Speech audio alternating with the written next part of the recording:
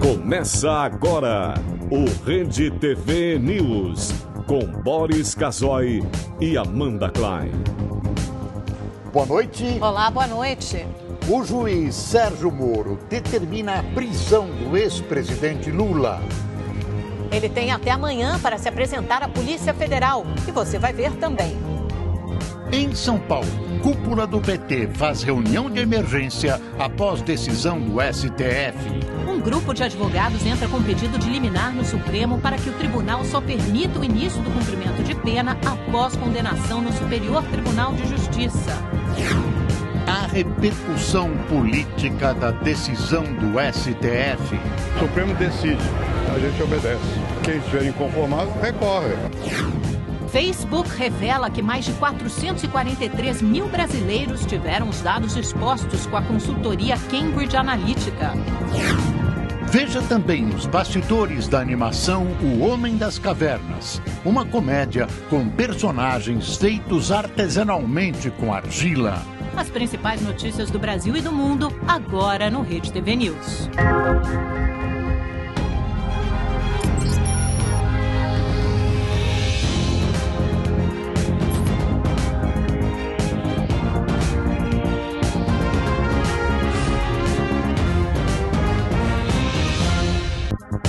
No fim da tarde de hoje, o juiz Sérgio Moro determinou a prisão do ex-presidente Lula. Ele tem até às 5 horas da tarde de amanhã para se apresentar. E nós vamos ao vivo falar com a repórter Estela Freitas, que está na sede da Polícia Federal em São Paulo e tem mais informações. Boa noite, Estela. Boa noite, Boris. Boa noite a todos. Nós estamos em frente à sede da Polícia Federal em São Paulo, mas não é para cá que o ex-presidente Lula vem. Ele tem 24 horas a partir do momento em que foi decretada a prisão para se apresentar voluntariamente à Polícia Federal em Curitiba. Portanto, até às 5 horas da tarde de amanhã, quando deverá ser cumprido o mandado de prisão. Em despacho, o juiz Sérgio Moro vedou o uso de algemas em qualquer hipótese e decretou ainda a prisão de José Pinheiro Filho e Agenor Franklin Magalhães. Moro disse ainda que, em virtude do cargo ocupado pelo ex-presidente, já foi previamente separada uma sala reservada para recebê-lo e dá o início do cumprimento da pena de 12 anos e 1 mês de prisão, inicialmente em regime fechado. Portanto, Lula vai ficar separado dos outros presos e não sem qualquer risco à sua integridade física e moral. Essa apresentação, que ele deve se apresentar até amanhã às 5 horas da tarde, ainda vai ser combinada entre o advogado de defesa dele e o delegado da Polícia Federal no Paraná, Maurício Valeixo. Nós voltamos a qualquer momento com mais informações. Boris e Amanda. Obrigada, Estela, pelas informações. Nas redes sociais, o ex-presidente Lula recebeu várias demonstrações de apoio. O vereador de São Paulo, Eduardo Suplicy, deu a entender que se dispõe a ser preso com Lula. Suplicy diz que, se ele for preso e a justiça permitir, irá acompanhar o ex-presidente até que ele tenha, de fato, um julgamento com mais completo direito de defesa.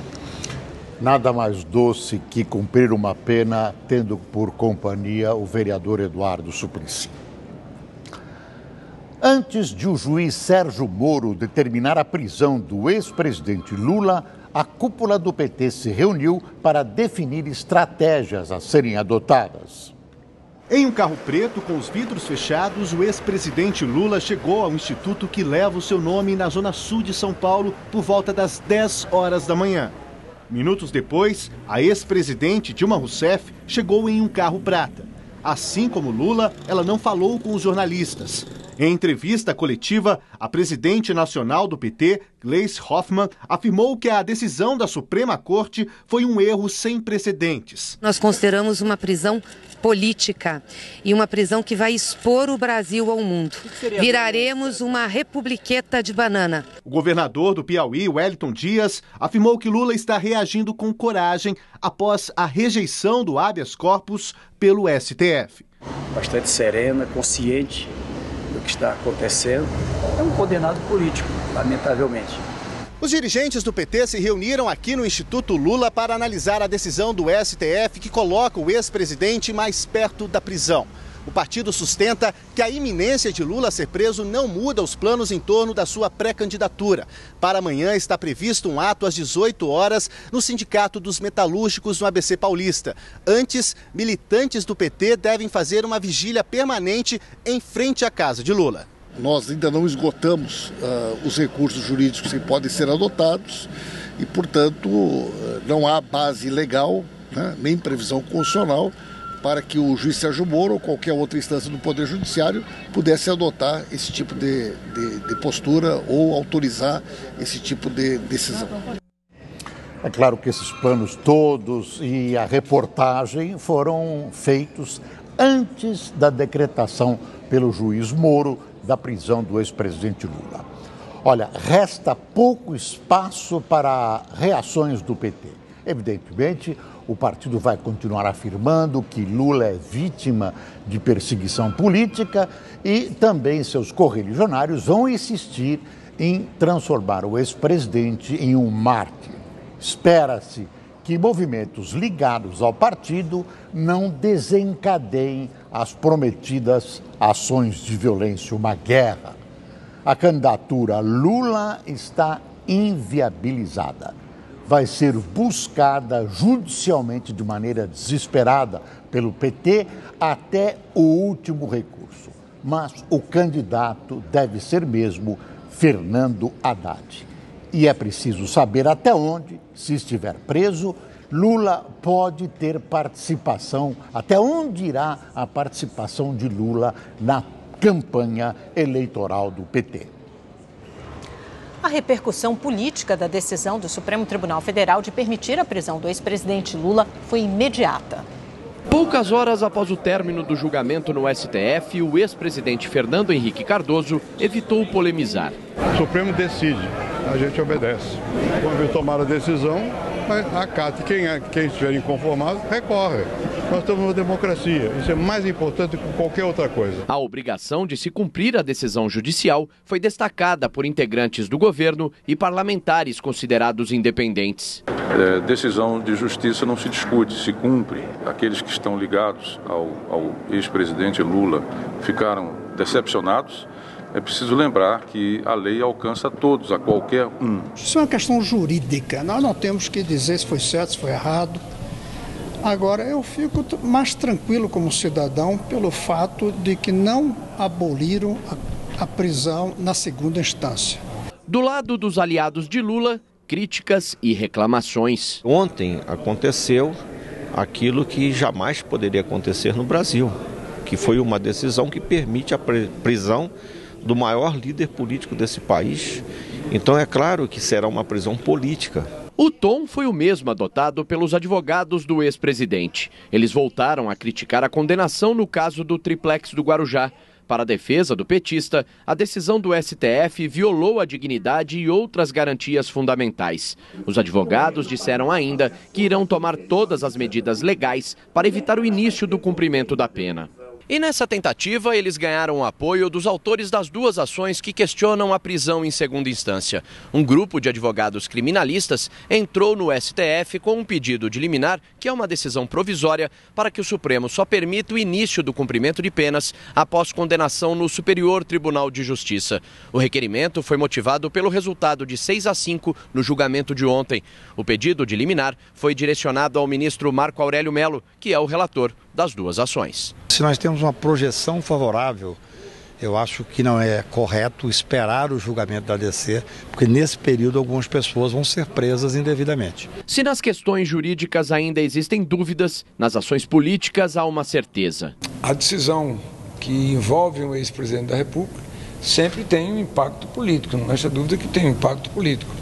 A prisão de Lula deve alterar de forma significativa o cenário da disputa presidencial de outubro. No MDB, partido do presidente Michel Temer, uma possível saída do petista da disputa é comemorada. Vai crescer um candidato do equilíbrio, um candidato do centro. Aí passa pelo PMDB, que tem ótimos candidatos, o presidente Michel Temer e o ministro da Fazenda Meirelles. Outro interessado direto no Palácio do Planalto, o PSDB, que deverá ter o governador de São Paulo, Geraldo Alckmin, na disputa, adota o discurso de que o ex-presidente é carta fora do baralho. Lula agora é assunto do passado. é assunto da justiça. Não é mais assunto nem da política e tampouco do governo. Mas, para os petistas, os adversários precisam ter calma. Lula preso, nós vamos ter a manifestação da maioria do povo brasileiro contra a sua prisão. Grande parte desses eleitores, hoje na média nacional chegando a 35%, mas com certeza isso pode chegar aos 40%, indica que o presidente Lula é o líder para voltar a governar o Brasil. Você vê a rapidez dos acontecimentos. As pessoas mal tinham digerido a decisão do STF e vem a ordem de prisão do ex-presidente Lula. Depois do intervalo, mais informações sobre a ordem de prisão do ex-presidente Lula. O Rede TV News volta já já. Olá, o Rede TV News está de volta e agora vamos conversar com o jurista Dirceu Torres-Silas justamente sobre a decretação da prisão do ex-presidente Lula, né, professor? Acho que todo mundo esperava que essa prisão viesse somente na semana que vem. Pelo menos a imprensa esperava, os advogados e a militância do PT também esperavam. Por que, na sua opinião, houve essa decretação tão rápida por parte do juiz Sérgio Moro e, claro, antes com a ordem do TRF4? A maioria, uma grande maioria, imaginava que isso ficaria para a semana que vem. Ainda se tratando de um caso dessa repercussão, ficaria para a semana que vem e possivelmente ainda com a apresentação dos embargos, aguardar o tempo, os prazos para serem apresentados, apreciados, publicados e depois ainda iam entrar com os recursos especial e posteriormente o recurso extraordinário. Mas havia a possibilidade de se efetuar a prisão, como no caso foi efetuada, porque no julgamento de ontem, o que eles julgaram é que foi solicitada uma prorrogação até esta quarta-feira, porque o Supremo não iria funcionar, e aí não é culpa do acusado ou do réu ficar aguardando preso, porque o Supremo não estaria funcionando. Então permitiu-se a liberdade dele até ontem, isso foi pedido. E como ontem foi julgado que perdeu o efeito a liminar, que foi dada até ontem, então a qualquer momento ele poderia ser preso, principalmente depois do 6-1 a favor da prisão em segunda instância. Professor, é possível de hoje para amanhã, ele tem até amanhã às 17 horas para se apresentar, que algum instrumento legal possa ser utilizado para evitar ainda a prisão dele? Olha, eu não acredito. Possível, sempre é possível. A defesa entra, muitas pessoas acusam ou atribuem à defesa aquela insistência, até que a defesa é um pouco exagerada. Mas o que ela vai fazer? Ninguém pode ser julgado sem defesa. Então, muitas vezes, não tem o que fazer a não ser isso que está sendo feito. Então, poderão entrar com outros pedidos, mas eu não acredito que vai ser aceito, porque já houve o julgamento, já foi confirmada a jurisprudência do Supremo Tribunal Federal, a liminar já perdeu o efeito, então poder-se-ia a qualquer momento efetuar a prisão, como de fato aconteceu. E nós tivemos notícias hoje durante o dia que o próprio grupo ligado ao Lula já estava prevendo que poderia acontecer essa prisão a qualquer momento. E foi o que aconteceu. Agora, tem uma outra coisa importante que aconteceu hoje também, que um grupo de advogados, não diretamente ligado à defesa do Lula, mas entrou com mais uma liminar para o ministro Marco Aurélio Mello, né, que é o relator daquelas ADCs, as ações declaratórias de constitucionalidade, pedindo que fosse revista novamente a decisão e a prisão acontecesse somente após a terceira instância, né, ou seja, julgamento no Superior Tribunal de Justiça. E o ministro pode decidir isso monocraticamente. O senhor espera que ele possa fazer algo do tipo? Tudo é possível, né? Essa solicitação foi solicitada uma liminar, porque, na verdade, ontem também foi mencionado isso por vários ministros, que já havia essas ações diretas de constitucionalidade, mas essas ações... Que ainda não foram julgadas, não foram julgadas. Ontem foi o habeas corpus, apesar de serem precedentes, mas é que o habeas corpus é um processo especial que exige, tem uma tramitação muito mais rápida. E as ações diretas de inconstitucionalidade, até foi dito pela ministra presidente, ficam numa ordem de apresentação para discussão. Está lá nessa ordem. Agora, ele poderá pedir uma antecipação, mas eu não acredito que isso possa ocorrer, porque ali é um caso, não é um caso especificamente para o ex-presidente Lula, é um caso para todas as pessoas que estão nessa mesma situação de julgamento agora em segunda instância, que poderão ser presos. Professor, o senhor é a favor da prisão após o julgamento de segunda instância?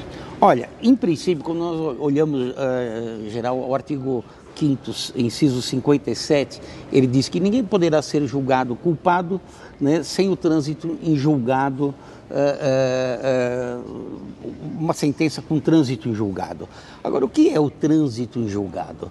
Então eu verifiquei que esses recursos não têm efeito suspensivo. Isso já foi decidido, muitos dizem que é inconstitucional, mas é adotado pela maioria da doutrina e da jurisprudência. Então, não tem efeito suspensivo. E esses recursos para terceira ou quarta instância, recurso especial e recurso extraordinário, eles não examinam as provas, o mérito da questão. Se eles não examinam, não tem efeito suspensivo, não há um recurso que possa modificar essa decisão. Então já transitou em julgado em segunda instância, porque não vai alterar nada posteriormente. Então eu acho que essa interpretação também pode ser aceita e ser julgada em segunda instância. E também, ontem o ministro Barroso, ele citou o artigo 283 do Código, e ele dizia que era compatível e não era contra esse princípio da Constituição. Ali até fica um pouco duvidoso. É a interpretação dele. É a interpretação dele. Fica um pouco duvidoso, porque ele diz que não pode haver prisão, salvo em flagrante delito ou por uma decisão fundamentada da autoridade judicial. Mas não quer dizer que essa decisão permite a prisão, mas não quer dizer que ela não tenha efeito suspensivo e que caiba um recurso, recurso em liberdade.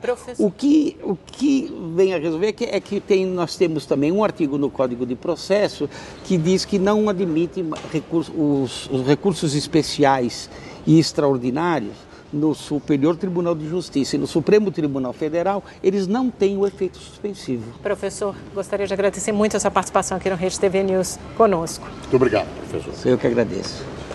Um dia depois de votar a favor do habeas corpus do presidente Lula, do ex-presidente Lula, o ministro Gilmar Mendes voltou a Portugal e lá fez críticas à decisão da maioria dos colegas. Os detalhes com o correspondente Peterson Isidoro.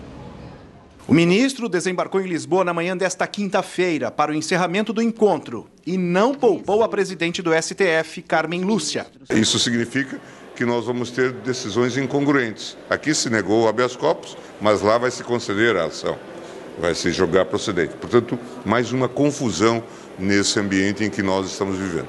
Não foi uma decisão feliz, portanto, da presidente, de não pautar, talvez tenha sido até essa a sua intenção, pelo menos isso foi dito ontem, mas é um problema grande, a gente não o engana, a gente tem que resolver, né? A gente vai ter que enfrentá-lo. Polêmico, Gilmar Mendes foi categórico ao falar sobre o futuro do ex-presidente Lula. Hoje ele está inelegível. Agora, a questão da prisão agrava o problema do ponto de vista de fazer campanha, mesmo para outro candidato. Agora, se ele na prisão vai ter uma capacidade maior, inclusive, de influenciar o eleitorado, essa já é uma pergunta que eu deixo para vocês. A decisão contra o ex-presidente Lula teve grande repercussão aqui em Portugal, já que os dois países mantêm uma boa relação nas áreas da educação, da economia e da política. Na saída do evento, o presidente Marcelo Rebelo de Sousa preferiu minimizar a sentença do STF e disse que essa relação não ficará estremecida. Não comento o que se passa em casa de um país irmão com o qual temos relações únicas, singulares e irrepetíveis de séculos no passado e de muito futuro à nossa frente. Gilmar Mendes foi um dos votos vencidos na histórica sessão do STF. E ao comentar sobre a situação do país daqui para frente, disse que a sonhada estabilidade está cada vez mais distante. A gente está vivendo um momento tão confuso no Brasil, e como que a gente explica isso? É uma confusão do tribunal? Claro que é. Mas essa confusão está no contexto da confusão brasileira, né? Portanto, é isso que se tem que explicar. Nós temos que valorizar o resultado que corresponde àquilo que o nosso tribunal da 4ª Região já tinha decidido, mas também valorizar aquelas pessoas que se manifestaram em sentido diverso, porque é assim que nós vamos construir e edificar um Estado democrático de direito no Brasil sólido. Peterson Isidoro, de Portugal, para o Rede TV News. Logo após a decisão do juiz Sérgio Moro, vários políticos se manifestaram. Nós vamos a Brasília conversar ao vivo com o repórter Eric Klein. Boa noite, Eric. Oi, Boris, muito boa noite a você, a Amanda, a todos que nos acompanham. Antes da gente falar dessa repercussão política, vamos falar um pouquinho das informações da Polícia Federal. Segundo a PF, assim que o ex-presidente Lula se entregar, lá em Curitiba, ele ficará numa sala na Superintendência da PF na capital do Paraná, em Curitiba, uma sala que foi preparada para ele. Essa sala tem aproximadamente 4 metros de comprimento por 4 de largura, com cama e banheiro, e vai ficar uma equipe de segurança do lado de fora. E assim que ele chegar no prédio da Superintendência da Polícia Federal no Paraná, ele deve se apresentar ao delegado Maurício Leite Valeixo. Essas são as informações da Polícia Federal em relação à prisão ou à apresentação do ex-presidente Lula à Polícia Federal. Agora sim, em relação à repercussão política, esse pedido de prisão expedido pelo juiz Sérgio Moro caiu como uma bomba aqui em Brasília. Ninguém esperava esse pedido neste momento e aí as repercussões começaram. Os oposicionistas disseram que é um momento histórico, que ninguém está acima da lei, e os petistas, claro, criticaram muito e voltaram a falar em abuso. Nós vamos ver agora um pouco do que falaram tanto oposicionistas quanto petistas aqui no Congresso Nacional. Hoje um dia histórico para o Brasil. Temos a prisão decretada do ex-presidente Lula, que chefiou uma das maiores quadrilhas de corrupção do dinheiro público. É o início de uma justiça feita para todos. A pressa da Justiça Federal e do juiz Moro em encarcerar Lula, sem nenhuma prova, sem a possibilidade da presunção de inocência e sem permitir os prazos dos embargos. Isso é um arbítrio, isso é uma absoluta violência. É lastimável ver um ex-presidente da República ser conduzido à prisão. Mas é um avanço. A impunidade perdeu. O Estado de Direito prevaleceu. As leis estão governando os homens nesse momento. Isso é um absurdo porque a defesa do presidente Lula ainda tinha até terça-feira para apresentar os embargos dos embargos. Essa prisão é um absurdo, ilegal, inconstitucional. E assim que o ex-presidente Lula deixou o Instituto Lula, houve uma grande confusão. O tumulto teria começado quando o homem comemorou o pedido de prisão do petista. Já machucado, ele foi empurrado por esse senhor de camisa amarela bem no momento em que um caminhão passava. O homem bateu a cabeça e ficou caído no meio da rua. Ele precisou ser socorrido por outras pessoas que passavam pelo local. Ainda não se sabe o estado de saúde dele. Bom, ontem, como a gente acompanhou, foram quase 11 longas horas de julgamento. Começou pouco depois das 2 da tarde no Supremo Tribunal Federal e foi acabar quase 1 da manhã. Em cada voto, muitos termos técnicos. E aí a gente fica com aquela dúvida, né? Será que as pessoas nas ruas, em qualquer lugar, realmente entenderam tudo que os ministros disseram? Bom, o repórter Ed Polo foi às ruas descobrir. Embargos infringentes. O tema procede, abarca e coincide com a matéria de fundo versada no presente. Juízo de consistência da decisão do mérito. O que eles estão tentando me dizer? Ei, peraí, fala sério. Será que é preciso tudo isso? Palavras difíceis que ninguém entende nada, termos técnicos hiper difíceis? O que os brasileiros queriam saber ontem, na verdade, era se um réu condenado de segunda instância, no caso do ex-presidente Lula, que pegou 12 anos de prisão por corrupção, poderia guardar o processo em liberdade ou direto para a cadeia, era simples. Dizer assim, ó, pode, não pode, sim, não, ou não, sei lá. O pessoal estudou para facilitar ou o pessoal estudou para complicar? Separamos alguns trechos dos votos dos ministros e fomos às ruas. Será que alguém vai entender alguma coisa? Os autos do traslado, os originais baixarão a primeira instância para execução da sentença. O que o senhor acha que ele quis dizer com isso? De verdade, é difícil até de soletrar isso aí, né? Juízo de consistência é a decisão de segundo grau. Preciso ir para o dicionário para saber o que significa. Depende de julgamento o mérito das ADCs. E não é que encontramos alguém que entendeu direitinho o que os magistrados disseram? Eu devagarzinho estou aprendendo, que eu estou acompanhando eles desde o mensalão. Quando veio ao plenário, nas ADCs 43 e 44. O que ele quis dizer com isso? Sei lá, entende? Sei lá, entende, você entendeu? Eu não. Não dá para entender? O que é que você entendeu? Até quem é do meio jurídico se assustou com o excesso de termos técnicos usados no julgamento. Dirceu Tirricilas, que advoga há mais de 40 anos, acredita que pela repercussão do caso, os magistrados poderiam ter sido mais didáticos. Eu acho que poderia ser bem mais simples, que apesar deles explicarem 1 hora, 40 minutos, 50 minutos, ainda poderão receber um recurso de embargos declaratórios para explicar, porque o advogado não entendeu. Os autos do traslado, os originais, juízo de consistência de julgamento 43 e 44.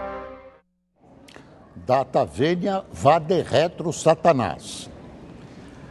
Mais de 100 imigrantes da Venezuela chegaram a São Paulo nesta quinta-feira. Eles vieram de Roraima em um avião da Força Aérea Brasileira.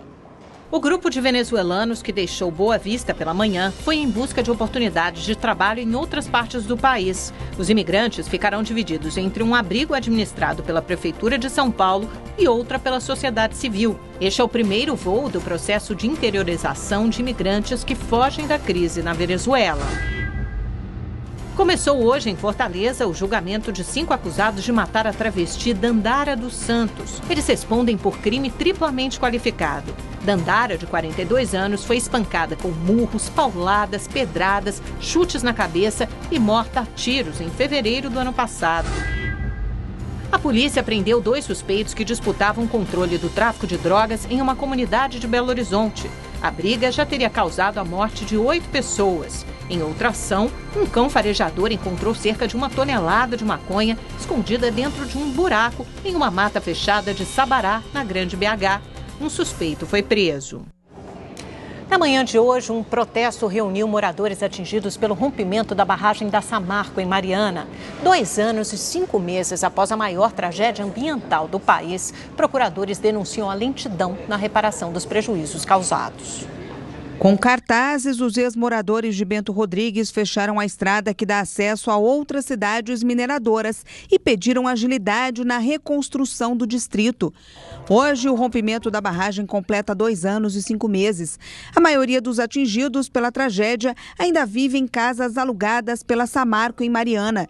A previsão de entrega das moradias era o primeiro semestre de 2019, mas a Renova, a fundação criada para reparar os danos do rompimento da barragem de Fundão, já informou que o cronograma será alterado. A nova data ainda não foi divulgada. Hoje, procuradores federais de Minas e do Espírito Santo denunciaram a lentidão do processo. Diversas ações emergenciais que deveriam ser adotadas 2 anos e 5 meses depois, ainda não são adotadas de maneira adequada, discriminam pessoas que estão na mesma situação e são um instrumento de divisão das comunidades lá no espaço, nos territórios atingidos.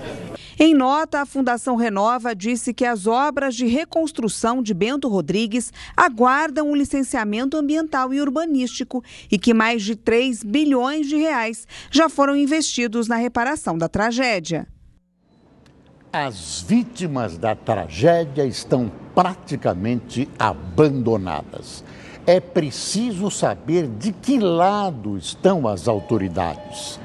Isso é uma vergonha. E agora é hora de falar da previsão do tempo com a Lu Camargo. Lu, eu estou vendo aqui no telão que como você trouxe, que tem uma chuva forte aí no Espírito Santo, é isso? Vai continuar, Lu? O Espírito Santo já choveu com tanta chuva, já sofreu com tanta chuva, né, Amanda? Boa noite a todos. O Instituto Nacional de Pesquisas Espaciais divulgou um alerta, emitiu um alerta de chuvas intensas com direito a raios e trovões para 54 cidades do centro-sul capixaba, incluindo a capital Vitória. Esse alerta vai durar até a meia-noite de amanhã, mas não é por isso que não vai chover no fim de semana também. Vamos dar uma olhadinha no mapa? Olha só.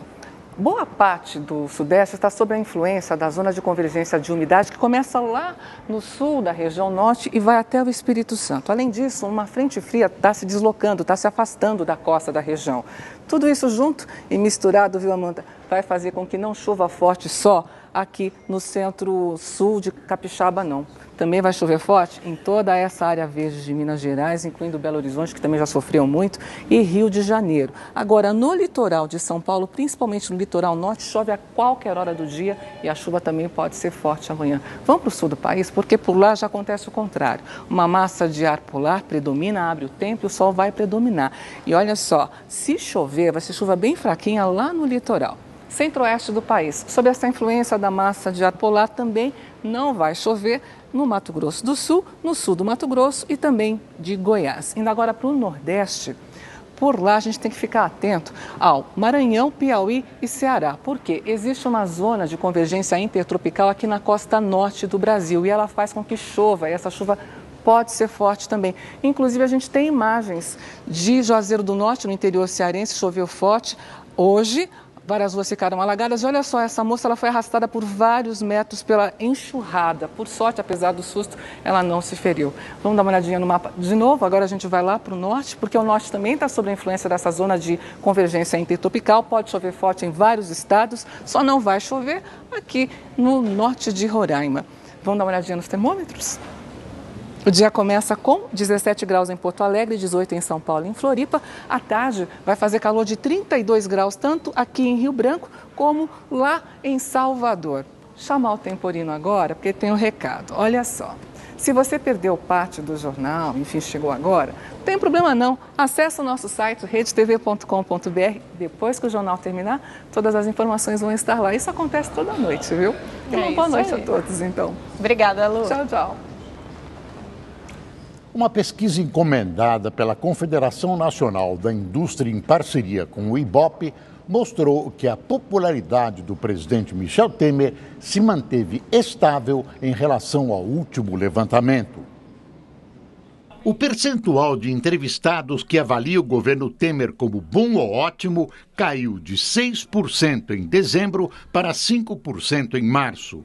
Já os que consideram o governo ruim ou péssimo oscilou de 74% para 72%. A aprovação da forma de governar de Michel Temer continuou em 9%. Os que desaprovam passaram de 88% para 87%. 4% não responderam ou não souberam opinar. A pesquisa quis saber ainda a aprovação do governo por áreas. A maior desaprovação foi a do desemprego e da taxa de juros. Sobre as notícias mais lembradas em relação ao governo, a corrupção, sem citar nenhum caso específico, foi a mais lembrada, seguida pela Operação Lava Jato e a intervenção federal na segurança do Rio de Janeiro. Foram ouvidas 2.000 pessoas entre os dias 22 e 25 de março em 126 cidades. A margem de erro é de 2 pontos percentuais. A chamada jogada de mestre da intervenção federal na segurança do Rio não ajudou em nada a imagem do governo e também do presidente Temer. A questão da corrupção, na verdade, abala há muito tempo as opiniões sobre o governo, inclusive jogando para o segundo plano as suas realizações. E é bom notar que a pesquisa foi feita antes da operação que prendeu pessoas do círculo próximo a Temer. No Rio de Janeiro, 2 assessores foram flagrados trocando figurinhas do álbum da Copa do Mundo durante uma sessão na Assembleia Legislativa na tarde de ontem. O vídeo, postado nas redes sociais, viralizou. A Alerj informou que os dois foram exonerados e que o comportamento não tem justificativa. Eles faziam parte das equipes dos deputados Carlos Osório, do PSDB, e Tio Carlos, do Solidariedade. Os dois partidos também repudiaram o comportamento dos assessores. 2 figurinhas carimbadas. A Justiça do Rio de Janeiro aceitou mais uma denúncia contra o ex-governador do estado, Sérgio Cabral. Essa é a 22ª denúncia contra o ex-governador. Segundo o Ministério Público, Sérgio Cabral recebeu vantagens indevidas de Orlando Diniz, ex-presidente da Confederação do Comércio do Rio, em um esquema que pode ter movimentado mais de 6 milhões de reais. Diniz e outras 11 pessoas também foram denunciadas. Todos vão responder pelos crimes de corrupção e lavagem de dinheiro. Em São Paulo, vários profissionais da área da saúde foram às ruas para reivindicar melhorias no SUS. A fachada do prédio da Associação Paulista de Medicina amanheceu coberta por essa faixa, que pedia por saúde de qualidade. Já na calçada do prédio, um caixão representava a morte do ministro da Saúde. Dessa vez foram os profissionais da saúde que vieram às ruas. Aqui todos querem uma coisa só, que os governantes não deixem o Sistema Único de Saúde morrer e que façam valer o que está escrito na Constituição de 1988. Saúde é um direito de todos e um dever do Estado. O problema é que o dever de casa não tem sido feito. O resultado disso é o que já estamos cansados de ver. Corredores de hospitais lotados, falta de medicamentos e por aí vai. Isso vem acontecendo e progressivamente em maior intensidade.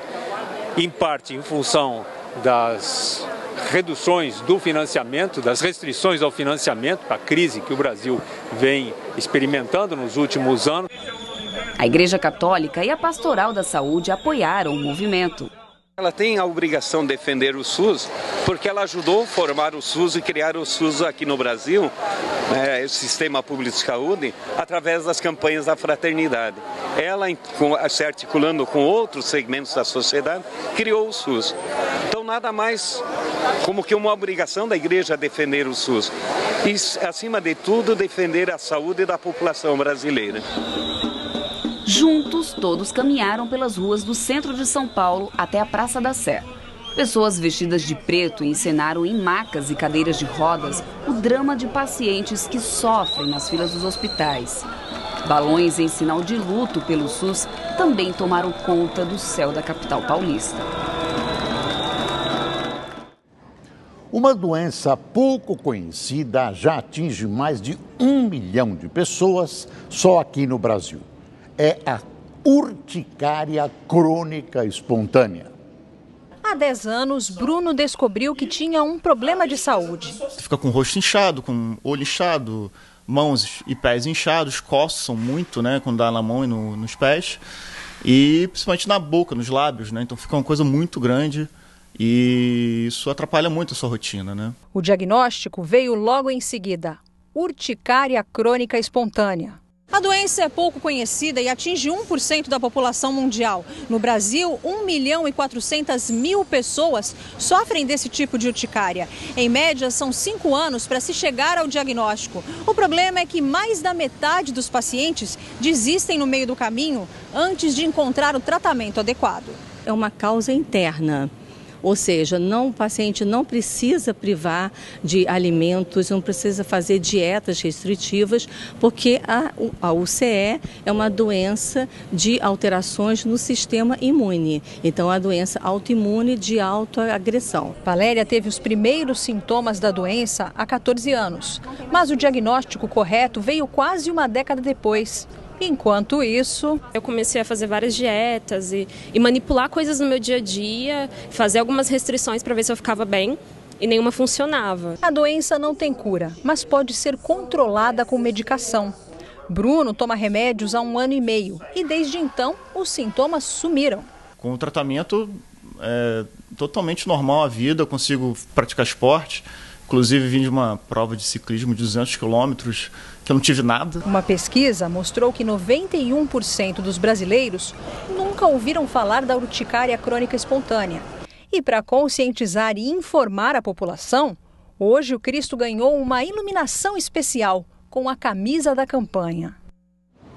Foi divulgado há pouco o resultado da perícia nos 3 ônibus utilizados pela caravana do ex-presidente Lula na região sul do país. Segundo a polícia, um dos veículos foi atingido por 2 tiros. Os peritos apontaram que um dos tiros foi na lateral do ônibus, onde há uma perfuração.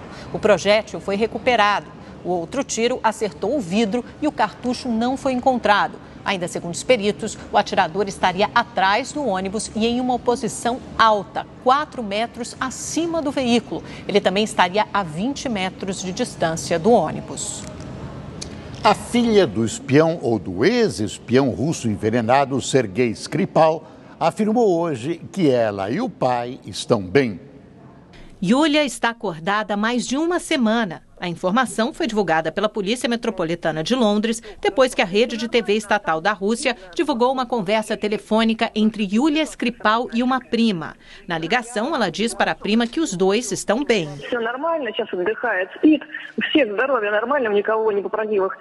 Os Skripal foram envenenados com um agente nervoso no começo do mês passado em Salisbury, no sul da Inglaterra. O governo britânico acusa Moscou de ser o responsável pelo envenenamento. O caso gerou uma reação global contra a Rússia. Mais de 150 diplomatas e oficiais russos foram expulsos de 25 países. É a pior crise diplomática desde a Segunda Guerra Mundial. Na Alemanha, a justiça excluiu a acusação de crime de rebelião, incluída no pedido de extradição do presidente deposto da Catalunha, Carles Puigdemont. O líder catalão, preso em território alemão no último dia 25, recebeu liberdade condicional com pagamento de fiança de 75 mil euros, quase R$500 mil. A corte alemã não anunciou se vai entregar Puigdemont às autoridades da Espanha, onde ele tem uma ordem de prisão. Ele é acusado de rebelião e uso indevido de verba pública por realizar o referendo independentista em outubro do ano passado. Nos Estados Unidos, o presidente Donald Trump determinou hoje um envio imediato da Guarda Nacional à fronteira com o México. O objetivo é evitar a migração em massa e o tráfico de drogas. O governo americano também quer barrar uma caravana com cerca de 1.500 imigrantes de Honduras, Guatemala e El Salvador, que há dias estão caminhando em direção ao México e à fronteira dos Estados Unidos. Depois de divulgar que cerca de 87 milhões de usuários tiveram dados expostos por uma consultoria política inglesa, o Facebook admitiu que 443 mil brasileiros também foram afetados. Na semana que vem, o presidente da companhia, Mark Zuckerberg, vai ao Senado americano para ser ouvido sobre o escândalo do uso de dados de usuários da rede social pela empresa Cambridge Analytica. A empresa é acusada de usar informações de usuários da rede social para manipular informações com o objetivo de beneficiar a campanha presidencial de Donald Trump. E agora as notícias do esporte no Rede TV News. O gol de bicicleta de Cristiano Ronaldo continua rendendo o mundo inteiro. Mas veja o que o Renato Gaúcho falou sobre ele. Comenta o que aconteceu na pré-eleição hoje. Um fato curioso, né? Curioso para vocês. Ao fim da pré-eleição, ele foi mostrar lá um lance, até achei que era um lance sério, né? Ele mostrou a bicicleta, que ele deu um chapéu e uma bicicleta e comparado com a do Cristiano. Falei, golaço, craque, gol de craque, o gol dele foi de craque. Aí eu mostrei um gol meu, chapéu no zagueiro, bicicleta. Gênio, boa noite. Na realidade, o do Gaúcho deu um chapéu. Do Cristiano não deu. Bom, depois do futebol, vamos voltar a falar de política agora com o nosso comentarista Reinaldo Azevedo. Aliás, não está muito diferente não, né, Reinaldo? Política de futebol, parece mais uma torcida fla-flu contra e a favor do Lula. A prisão veio e veio antes do esperado. O que você achou dessa decisão, dessa decretação por parte do juiz Sérgio Moro, claro, com aval do TRF4? Boa noite, Amanda. Olha, caracteriza aquilo que vem apontando já há muito tempo e agora não há mais meios tons, não há mais meias palavras, não há mais ambiguidades. O Lula está sendo vítima de um processo de exceção. E ponto final. Por que eu estou falando isso? Porque ainda existia recurso na segunda instância para depois então se decretar a prisão do Lula. A saber, ainda havia os embargos dos embargos. A interpretação de que a prisão poderia ser imediata era uma interpretação absolutamente minoritária, não é? Excepcionalíssima. Ao menos o trânsito em julgado na segunda instância era preciso esperar. É nisso que dá ficar fazendo feitiçaria com a Constituição. Quando a Constituição diz que só se pode executar a pena depois do trânsito em julgado, aquilo que está lá precisa ser cumprido. Porque se não é, aí alguém diz, bom, se não é preciso cumprir o que está na Constituição, eu não preciso cumprir também o trânsito em julgado nem na segunda instância. Isso é uma opinião sua, Reinaldo. Você não passa de um rábula de quinta categoria. Não. Eu vou demonstrar para você agora que não é assim.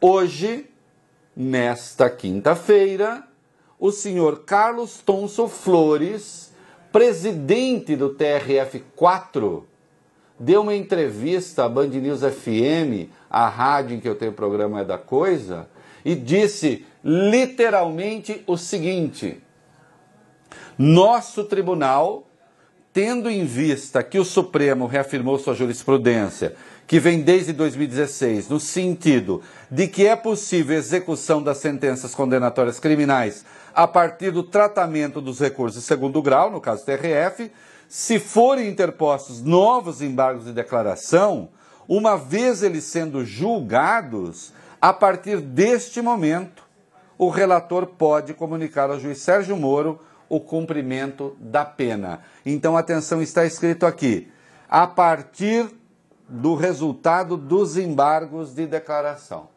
né? Dos embargos. Então, portanto, o presidente do TRF4 estava a dizer que era preciso esperar o trânsito em julgado, pelo menos em segunda instância. Quando o tribunal faz isso, faz para pegar de surpresa, faz para pegar na surdina, faz para pegar e para deixar claro que, afinal de contas, eles fazem o que eles bem entendem no país e não existe mais lei, não existe mais Constituição, não existe mais nada. É o presidente do tribunal que condenou Lula em segunda instância que estava dizendo que a prisão só se efetivaria depois do trânsito em julgado. Isso aqui foi feito para impedir, porque se calculava que isso pudesse acontecer ali pelo fim do mês, quem sabe começo do seguinte. Isso aqui é para impedir, por exemplo, o tribunal de votar as ações declaratórias de constitucionalidade. Ou seja, este TRF4 julgou com uma velocidade ímpar para botar Lula na cadeia, julgou os recursos com uma velocidade ímpar para botar Lula na cadeia e agora deixa de reconhecer um recurso e manda Sérgio Moro efetivar a prisão. E Sérgio Moro, obviamente, chegando na mão dele, ele não pensou 5 minutos. Estão querendo apagar incêndio com gasolina. Vão acabar encontrando. Não se faz isto porque, obviamente, isso aqui agride o direito de defesa. E se há antilulistas comemorando isso aqui, eu posso dizer o seguinte: calma, vai chegar a vez de vocês também. Reinaldo, boa noite. Eu queria fazer um exercício com você. Aliás, eu queria ver você fazer esse exercício.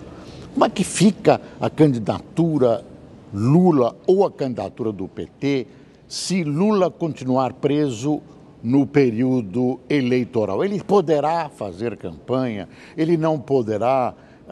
Melhora, piora para o PT? Na sua visão, essa prisão leva a que quadro?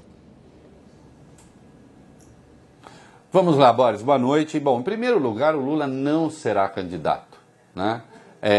E não tem nada a ver com a prisão ou não prisão. Ele não será candidato porque ele é condenado em segunda instância. A lei da ficha limpa, é clara, ela não condiciona, Boris, a nada. Ela, por exemplo, não condiciona nem a candidatura, depois foi revista, não interessa. Condenado em segunda instância, não pode ser candidato. Basta que alguém provoque o TSE para isso e o TSE vai declarar que Lula não pode ser candidato. E ponto final. Então isso de que o Lula pode se candidatar é uma ilusão.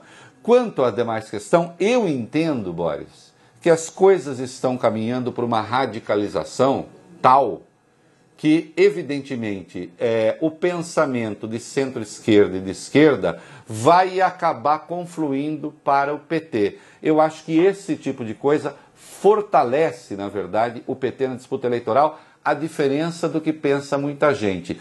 Tanto mais quando começa a ficar evidente que há uma cadeia de excepcionalidades que hoje colhe o Lula, não é? Porque se o processo estivesse sendo regular, vá lá, note, há uma divergência, eu reconheço que há, se há provas ou não há provas que condenaram o Lula, você sabe a minha opinião, eu acho que não há, né?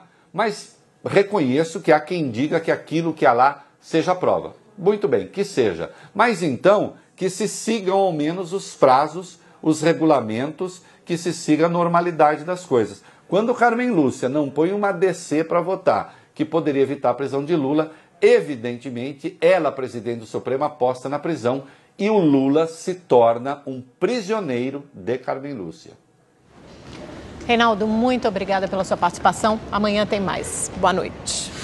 Depois de tomar conhecimento da decisão do juiz Sérgio Moro, o ex-presidente Lula foi para o Sindicato dos Metalúrgicos em São Bernardo do Campo, na Grande São Paulo. Nós vamos ao vivo conversar com a repórter Caroline Nequirito, que traz mais informações. Boa noite, Caroline. Vejo que tem muita movimentação por aí, né? Como é que está o clima? Oi, Amanda, boa noite para você, boa noite para o Boris, boa noite a todos. Muita movimentação mesmo. Foi um ato emergencial que foi convocado pelo Sindicato dos Metalúrgicos do ABC e pelo PT. O nosso repórter cinematográfico Ivan Silva vai mostrar agora a movimentação, que é grande. São curiosos, sindicalistas, jornalistas, todo mundo aqui em frente à sede do Sindicato dos Metalúrgicos do ABC em São Bernardo do Campo. Lembrando que Lula se projetou para a vida política quando esteve à frente aqui da entidade. E quando ele soube da determinação da prisão pelo juiz Sérgio Moro, ele veio para cá e o sindicato e o PT convocaram esse ato. A ex-presidente Dilma Rousseff também está aqui junto com Lula no sindicato e a alta cúpula do PT deve chegar aqui logo mais. A gente permanece por aqui. Qualquer informação, eu volto a chamar vocês aí no estúdio. Amanda e Boris. E agora vamos falar de cinema. Um dos destaques entre as estreias da semana é a animação O Homem das Cavernas, uma comédia com personagens feitos artesanalmente com argila. Veja na reportagem de Fábio Borges. Chefe! É hora da gente caçar! Poxa, tá muito cedo. O divertido Doug é o herói da trama. Ele e sua tribo vivem harmoniosamente num vale, protegido dos perigos do mundo pré-histórico. Peguei! A paz é interrompida com a chegada do líder de um império da Idade do Bronze, que pretende colonizar a pequena aldeia.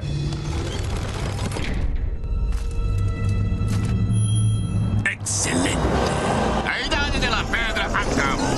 Vida longa, a Idade do Bronze. Para salvar a tribo, Doug sugere que o desentendimento entre a colônia e o império seja decidido numa partida de futebol. Você roubou o nosso lar. Nós desafiamos vocês pelo vale. Os personagens da comédia foram feitos artesanalmente com argila. Os produtores também confeccionaram os figurinos, acessórios e todos os outros objetos em cena. Para recriar o mundo da Idade da Pedra, foram construídos cenários em tamanho miniatura. A parte mais difícil, no entanto, foi o longo processo de animação. Toda a ação dos personagens foi feita a partir de movimentos milimétricos, cada um deles registrado por uma câmera fotográfica. Para produzir cada segundo, foi preciso preparar 24 quadros diferentes. Dave Alex Reddit foi o responsável pelas filmagens. Trabalhar com essa técnica é prazerosa, porque os cenários e personagens são ricos em detalhes, com texturas diferentes, e isso aumenta as possibilidades para trabalhar com a iluminação.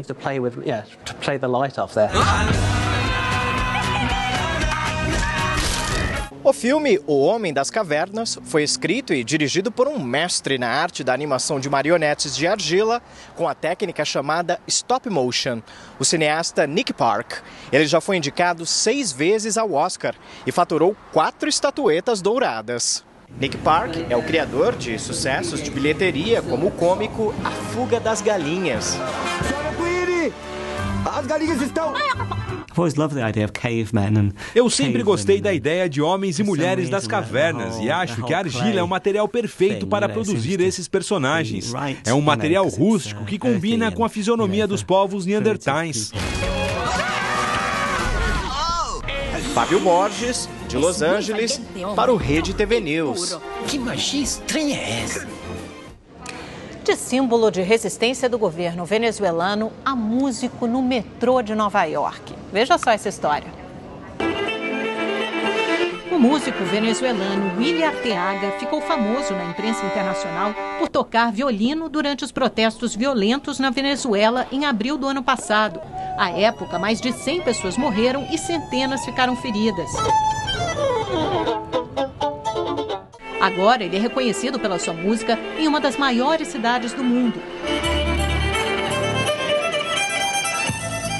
O jovem teve seu instrumento quebrado e foi agredido durante as manifestações, mas nunca desistiu do sonho de ser músico. Hoje mora em Nova York, nos Estados Unidos, onde toca em bares, clubes e até estações de metrô. Arteaga diz que sonha em voltar para o seu país, mas explica que sofreu ameaças e tem medo da violência do governo Maduro. O Rede TV News fica por aqui. Uma boa noite. Boa noite e até amanhã.